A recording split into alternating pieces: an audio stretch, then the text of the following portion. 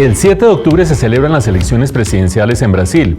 Unas elecciones como estas, las del país más grande de América Latina, siempre tienen importancia para toda la región y por supuesto para Colombia, pero mucho más en las actuales circunstancias. Todos sabemos que de varios meses para acá han empezado a salir capitales de América Latina porque Estados Unidos empezó a aumentar tasas de interés por la crisis de países emergentes como Turquía o por la crisis de países vecinos como la misma Argentina. Incluso ahora que se presenta esta coyuntura política en Brasil, se puede exacerbar la salida de capitales de la región, afectando por supuesto a Colombia. ¿Cuál es la situación económica de Brasil y cómo pueden incidir las elecciones presidenciales en la solución de su crisis económica? La economía brasilera atraviesa una situación verdaderamente delicada. Por un lado, en los últimos 2 años sufrió la peor recesión de las últimas décadas, lo que se tradujo en una caída del ingreso per cápita de los brasileros de alrededor del 10%. Eso obviamente implica gran inconformidad política y social. Pero por otro lado, el mayor problema económico de Brasil es el tema fiscal. Su situación de finanzas públicas es francamente desesperada. Tiene un déficit fiscal del 7% del Producto Interno Bruto. Para que nos hagamos una idea, es más o menos el doble del de Colombia en términos relativos. La deuda pública de Brasil asciende a 80% del Producto Interno Bruto y buena parte del problema reside en una reforma pensional que nadie ha sido capaz de hacer. En ese contexto, el próximo presidente tendrá que hacer una cosa complicadísima: hacer crecer la economía, aumentar impuestos y hacer una reforma pensional. ¿Cuál de los candidatos logrará hacerlo?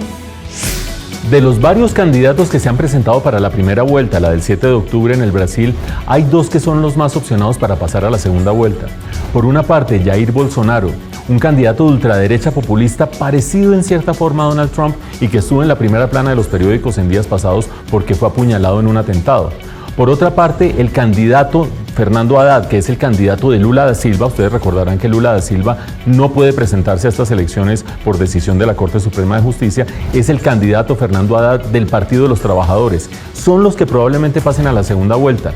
El problema es que ambos son tremendamente polarizantes y ninguno parece tener el sustento político para hacer los ajustes. Por una parte, Bolsonaro genera una inmensa reacción negativa entre la población, tiene el más alto nivel de rechazo entre todos los candidatos, y por otra parte, Haddad, aunque tiene el respaldo del Partido de los Trabajadores, trae detrás toda esa carga, toda esa nube negra que significa la corrupción que terminó poniendo a Lula da Silva en la cárcel.